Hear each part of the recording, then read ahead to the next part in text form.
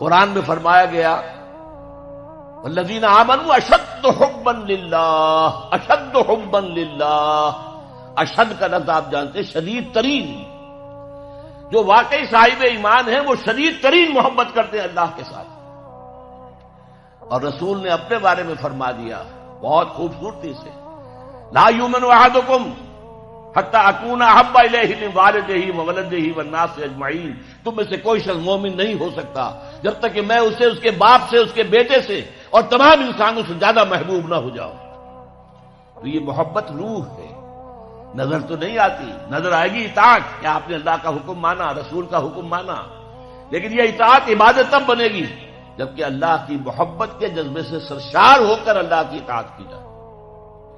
چنانچہ قرآن میں اس کی بڑی عمدہ مثال ہے، جب حضرت موسیٰ علیہ السلام پہلی مرتبہ فرعون کے دربار میں پیش ہوئے تو فرعون نے مذاق اڑایا کہ یہ آیا ہے یہ موسیٰ اور یہ ہارون اس کا بھائی، اور یہ ہم پر حکم چلانا چاہتے ہیں، وَقَوْمُهُمَا لَنَا عَابِدُونَ، حالانکہ ان کی قوم تو ہماری عابد قوم ہے، غلام قوم ہے۔ اب یہاں عبادت کے کیا معنی ہے؟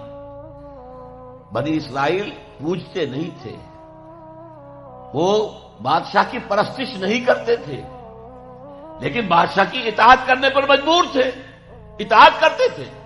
اس کو اس نے کہا وَقَوْمُهُمَا لَنَا عَابِدُونَ، ان کی قوم جو ہے وہ تو ہماری عابد ہے، عبادت گزار ہے، ہماری غلام ہے، ہماری اطاعت شعار ہے، ان کو کیا حق پہنچتا ہے، ہماری بلی ہمیں کو میاؤں۔ اچھا کوئی شخص کہہ دے کہ یہ تو فرعون کا لفظ ہے، آپ اسے دلیل کے طور پر لے آئے، اللہ کا لفظ تو نہیں ہے یہ، تو وہ بھی سن لیجئے۔ ایک دوسری ملاقات میں حضرت موسیٰ علیہ السلام نے جب دعوت پیش کی تو فرعون نے طنز کیا، الم نربک فینا ولیدا، اے فرعون، اے موسیٰ تم وہی نہیں ہو جسے ہم نے اپنے گھر میں پالا پوسا تھا؟ اللہ تعالیٰ کے حکم سے حضرت موسیٰ کو تو ایک صندوق میں بند کر کے دریائے نیل میں ڈال دیا تھا ان کی والدہ نے۔ وہ محل کے پاس سے گزر رہا تھا کہ وہاں کچھ عورتیں جو ہے دریا پر آئی ہوئی تھی نہانے وغیرہ کے لیے، انہوں نے وہ تابوت جو تھا صندوق وہ پکڑ لیا، اس میں حضرت موسیٰ نکلا ہے، اور اتنے خوبصورت تھے یہ فوراً سمجھ میں آ گیا تھا یہ کوئی اسرائیلی ہے، اور اسرائیلی بچوں کے بارے میں حکم تھا کہ فوراً قتل کر دو، اگر لڑکا ہو، لڑکی ہو تو زندہ رہنے دو۔ لیکن یہاں حضرت آسیہ تھی، فرعون کی ایک بیوی جو مسلمان تھی، بنی اسرائیل میں سے تھی، انہوں نے کہا فرعون سے لا تقتلوہ، مت قتل کرو، قرۃ عین لی ولک، دیکھو ہمارے ہاں اولاد نہیں ہے، یہ تو میرے اور تمہارے لیے آنکھوں کی ٹھنڈک بن جائے گا، دیکھو کتنا خوبصورت بچہ ہے، لہذا ان کو قتل نہیں کیا گیا۔ اللہ تعالیٰ نے ایک جگہ سورہ طٰہٰ میں احسان گنایا ہے حضرت موسیٰ پر، وَأَلْقَيْتُ عَلَيْكَ مَحَبَّةً مِّنِّي، میں نے اے موسیٰ تم پر اپنی محبت کا پرتو ڈال دیا تھا، ایسی محبت خدا بندی، ایسا ان کا جذبہ ابھرا لوگوں کے اندر کہ حضرت موسیٰ کو غضب نہیں پہنچایا گیا، محل میں پلے ہیں۔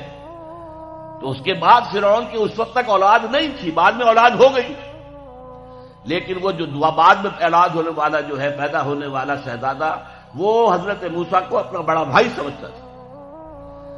تو حضرت موسیٰ کو جب تانا دیا الم نربک فینا ولیدا، اے موسیٰ تم وہی نہیں ہو جسے ہم نے بچپن میں پالا پوسا تھا، ہمارے ٹکڑوں پر پلے اور آج ہمارے منہ کو آ رہے ہو؟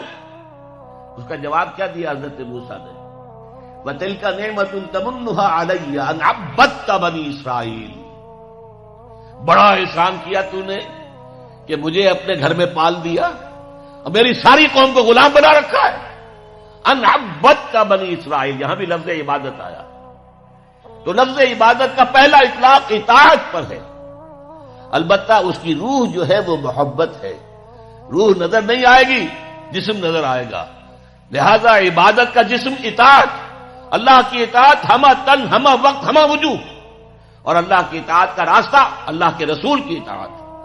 بمصطفیٰ برساں خیش را کے دی ہمہ اوست، اگر بہو نہ رسیدی تمام بول حبیث، اپنے آپ کو مصطفیٰ صلی اللہ علیہ وسلم کے قدموں میں پہنچا دو، اگر وہاں تک نہیں جاؤ گے تو یہ سب بو لہبی ہے، پھر باقی ساری باتیں جو ہے اس کا اسلام سے کوئی تعلق نہیں، اور حضور کی حدیث میں آپ کو سنا چکا۔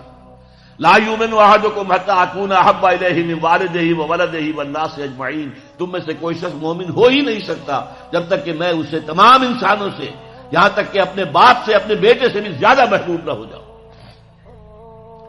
اب ایک نقطہ اور سمجھیے کہ میں نے بھی مانا نماز بھی عبادت ہے، روزہ بھی عبادت ہے، یہ عبادات ہے، تو کیا تعلق ہے ان عبادات کا اس عبادت کے ساتھ جس کی تم بات کر رہے ہو؟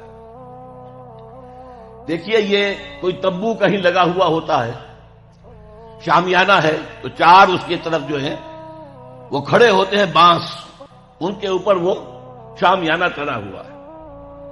چار عبادتیں اللہ نے دی ہیں انسانوں کو، مسلمانوں کو، اہل ایمان کو، تاکہ بڑی عبادت کر سکیں۔ یہ بڑی عبادت ہمہ وقت، ہمہ تن، ہمہ وجوہ اللہ کی اطاعت کرنا آسان کام نہیں ہے۔ ہمارا نفس ہے جو برائی کی طرف ہمیں آمادہ کرتا ہے، شیطان لعین ہے، اس کی سلبی اور مانوی ذریت ہے، وہ ہمیں برائی کی طرف دھکیلتے ہیں۔ پھر مال کا لالچ ہے، وہ ہمیں بری طرف دھکیلتا ہے۔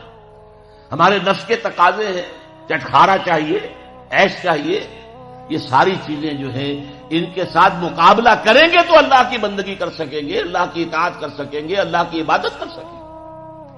لہذا چار عبادات دے دی، چار یہ بانس، چار ستون جن پر چھت کھڑی ہوئی ہے عبادت کی، عبادت۔